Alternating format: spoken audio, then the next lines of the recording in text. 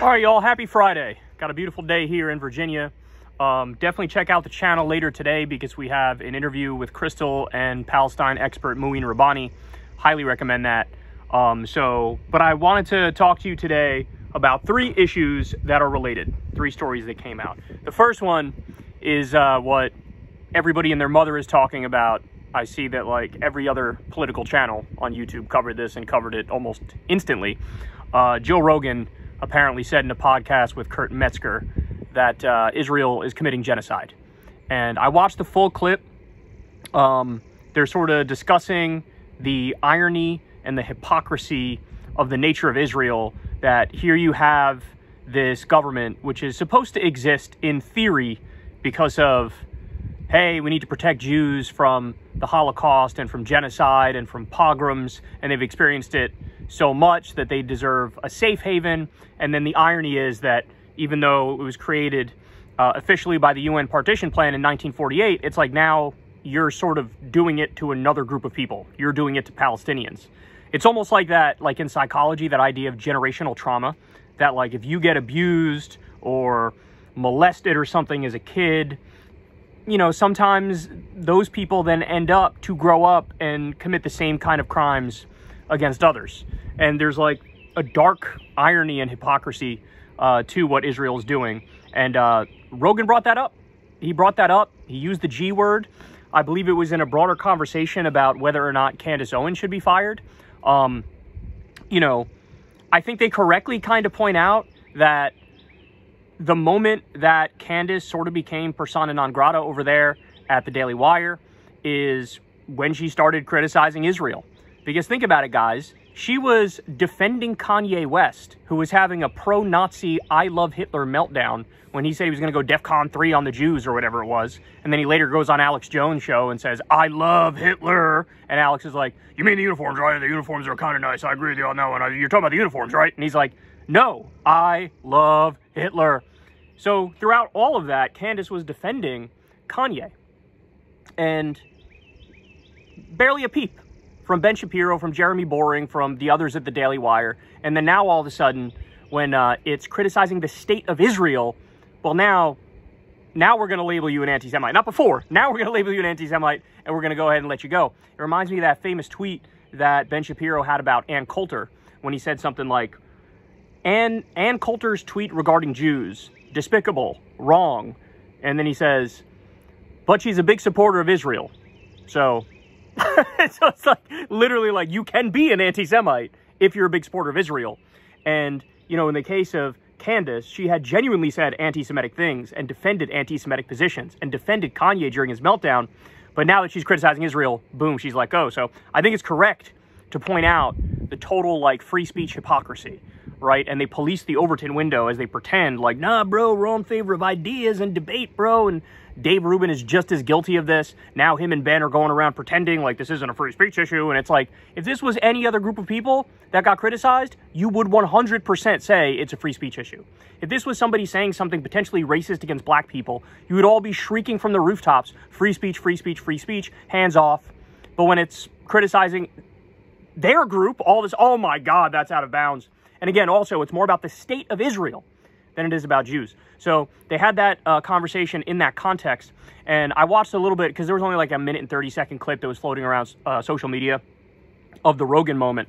But I wanted to see like more of it. I went and watched more of the conversation vis-a-vis Israel.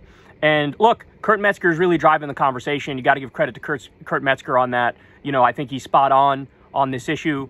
And he was really steering the ship of the conversation. He brought up that, I mean, he brought up a million things, but one of the ones they really focused on was that moment with Wolf Blitzer where he's interviewing some like Israeli military spokesperson after Israel just bombed a refugee camp and killed literally hundreds of innocent civilians. And they come out there and they say, oh, well, we were trying to get one Hamas guy. It's like, wait, what? So you know you're going to kill hundreds of civilians to get one Hamas guy? What are you talking about? Even Wolf Blitzer, who is a pro-Israel Zionist guy, he's like, oh, I don't know. That's kind of crazy. I don't know about all that. And so they talked about that moment. It was just a good conversation. And but look, here's my word of warning. I don't want to rain on everybody's parade here, but I'm going to have to give you the word of warning. I love Joe. He's a great guy. He also kind of fancies himself apolitical, and he'll go wherever the conversation takes him, right? Like, that's what he thrives on. That's what he's good at. That's why his podcast became very popular. So just don't be surprised if a week or two from now or 3 weeks from now, all of a sudden he's sitting across from Ben Shapiro, or he's sitting across from somebody else who has the massively pro-Israel position, and then he's nodding along in agreement and making the opposite kind of points that he was making when he was sitting there with Kurt Metzger. Because we've all seen this before. When I'm on the show and I'm laying out my points, he goes, yeah, good points, I agree. He sounds like a lefty. 5.5 minutes later, Steven Crowder could come on, Ben Shapiro could come on, and all of a sudden he's nodding along to the exact opposite kind of ideas, right? So I wouldn't put too much stock in the fact that Joe used the G word and was saying the right things on the issue of Israel. Again, it was Kurt Metzger who was driving the conversation, and Joe was sort of flowing along with it. And my guess is, as of right now, Joe's being smeared 17 ways to Sunday online, where they're calling him an anti-Semite. And I already saw there's a couple pro-Zionist people who are kind of haranguing him to have on somebody to give the opposite perspective. Joe is friends with Ben Shapiro. He's had him on the podcast a number of times before. I wouldn't be surprised if Ben Shapiro or somebody similar comes on and makes the opposite case, and Joe sort of like hears that out. To be fair to Joe, he's had on Abby Martin, who really calls out the horrors of what's happening in Gaza. This was years back, but he did have her on, has people like me on, had Kurt Metzger on, who was saying all the right things and was spot on. But, you know, at any given moment, that could change. At any given moment, it could be a hardcore Zionist who's up there saying, you know, Hamas are the Nazis, and how dare you use the G word in relation to Israel, right? So just there's the warning about it. But overall, look, I'll take it. I think the main takeaway is that it really shows where the normie perspective in this conversation is, right? And that's the thing that I don't think the Zionists have grappled with, and I don't think the U.S. political establishment has grappled with this, is that the normie take is either Israel's committing a genocide, or they very well may be committing a genocide. That's the normie take. 50% of Biden voters from 2020 say it's a genocide. And that's an old stat. I wouldn't be surprised if now it's 55% or 60%. You have a much higher percentage that says they might be committing a genocide. It's possible. It's plausible based on what I've seen. And so that's now the normie perspective. I just saw a poll. I think it's only 29% of independent voters say we agree with what Israel's doing. Only 29%. The vast majority are like, this is disgusting, and I can't believe that my money is backing this atrocity. So Joe saying this is a very good indication of like just the normie American perspective. Don't follow this stuff too closely, are not really wrapped up in it day to day, but based on the things that you've seen. And he references that video. This really was the straw that broke the camel's back for a lot of people, man. That one video that Al Jazeera released, the drone footage of these probably 20-something-year-old Palestinians, these men walking around, not a threat to anybody, not a weapon in sight, minding their business, just walking on like a dirt path, and boom, they get destroyed, they get bombed and murdered from the sky. No provocation whatsoever, no even potential theoretical argument of they were the bad guy, they did something wrong, and that really does appear to be the thing that made a lot of people be like, well, what the fuck, man? And again, it's crazy to me because you guys know, you've seen all my long Israel segments. We've been doing it since the beginning of this. And 2 or 3 weeks in, it was very, okay, this is a genocide. This is ethnic cleansing. This is very clear. The intentions are there. Israel's top military leaders and top government leaders are out there saying things that are just outright genocidal. So it's amazing to me it took this long to get a video that really sort of broke through in that clear way, but it happened. It happened. So... okay, the other thing I wanted to get to, we discussed this before on the show, but Bill Clinton, Barack Obama, and Joe Biden all got together at Radio City Music Hall in New York City, and they decided we're going to do a big ol' fundraiser. And look, to be fair, they sure as hell did a fundraiser. I believe they raised, the number I saw was $26 million as a direct result of this. That is nothing to scoff at. That is a tremendous amount of money. So at least from that perspective, or I should say from their perspective, hey, this was a big victory. Hey, we got what we were trying to get. So they had this thing, big deal, you know, you had 3 presidents in one place, and they're doing this big push for Biden for 2024. But what's interesting is what they were up against, because there were a bunch of videos of Obama and Biden and Clinton supporters walking in to Radio City Music Hall. And there are a lot of young pro-Palestine folks out there protesting, holding up Palestine flags, saying Free Palestine, calling them Genocide Joe.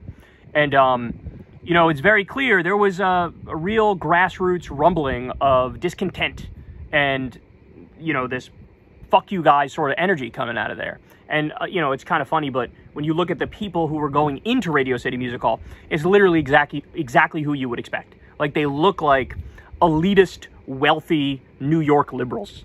Like, exactly, just like straight out of central casting type stuff. And it's young people in the streets who are protesting them. So that's one thing.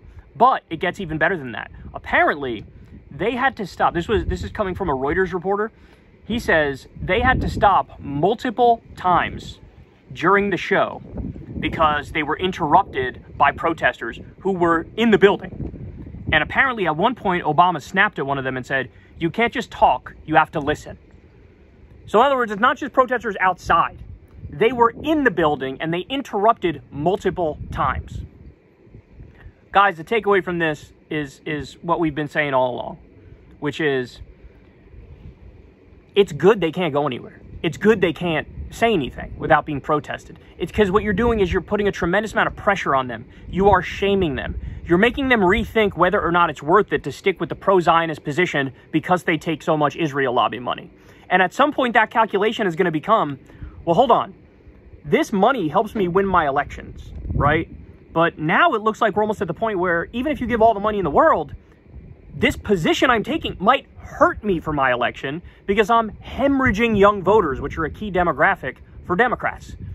And so you got to force them to make that, you know, calculation change where they're like, this is not, I'm not sure about this. And people have been doing that. God bless them. God bless all the people, the pro-Palestine protesters who are out there and who are really, really trying their absolute best to change people's perspectives and to get some sort of movement in a positive direction. It would have been inconceivable before what's happening in Gaza. It would have been inconceivable that you get Bill Clinton, Barack Obama, and Joe Biden all together in the same room for an event and that they get protested. If there was going to be a protester, in theory, it would have been like a hardcore MAGA type, right? Somebody like Marjorie Taylor Greene, who's a psycho. But now it's young leftists who are like, fuck off. And so I love that. I hope it makes them change their calculation more. But guys, we've seen it time and time again. Biden keeps trying to do this PR bullshit to cover his ass while continuing the status quo and helping Netanyahu do his genocide. All right, so the final thing that I wanted to bring up to you guys is I just saw this morning. Apparently, John Fetterman's top 3 communication staffers all just left his ass. And very openly like, I want to be with somebody more progressive. We see what's happened with this guy. Now, when I brought this up to Crystal, she was like, about fucking time.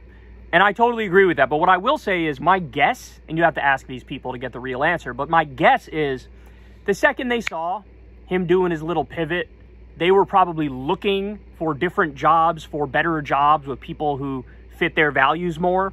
But it takes a while, right? And, you know, you lose your job and your income, and you got to make sure you have your ducks in a row before you make any kind of move. And so basically, that's exactly what happened. It looks like they're leaving. They're going to go with people who are more progressive, so they'll still be working in a similar field. But look, I love this. Again, I hope this is a wake-up call for John Fetterman. I doubt it will be. The guy seems too far gone. But he's gone full Dave Rubin / Tulsi Gabbard at this point. Seemingly the only things he talks about are like how based he thinks Israel is, how much he hates Hamas, and how much he agrees with Republicans on immigration now. We just did a segment on the Kyle Kulinski show about Fox and Friends were sucking him off. They were talking about, you know, how brave and courageous Fetterman is, and, you know, they were trying to attack the left, and see, he's showing evolution and maturity and growth. And it's like, or, you know, after he had the stroke, maybe he never fully recovered and got his brain working at full capacity again. I know I'm the bad guy for saying that. It could be that. It could be just grifting. It could be that he's just bad on some issues. But make no mistake about it, he's made a 180 on a bunch of these. On Israel, to be fair, he's always been horrendous. but Ryan Grimm reported that that's directly related to APAC cash and DMFI cash and trying to stop them from funding Conor Lamb in his last election. But on immigration, he used to be based. He used to be good. And now, he sounds just like any sort of center-right Republican and focusing on border security, and he doesn't do it. He released an ad back when he was progressive where he was talking about we're a nation of immigrants. Immigrants help build this nation. You know, they're good for the economy and all things like that. Now all of a sudden it's the exact opposite, railing against him. So I love that his 3 top communications people left. By the way, just so we're clear, those people were really good at their job. They were really good. In fact, I'm sure he has them to thank for how good he did in the election when he wasn't even able to talk. He had a great, Twitter game. He was great at all the PR stuff and the marketing stuff. And very clearly that could have been his top staffers. Well, now his top staffers are gone. I love that.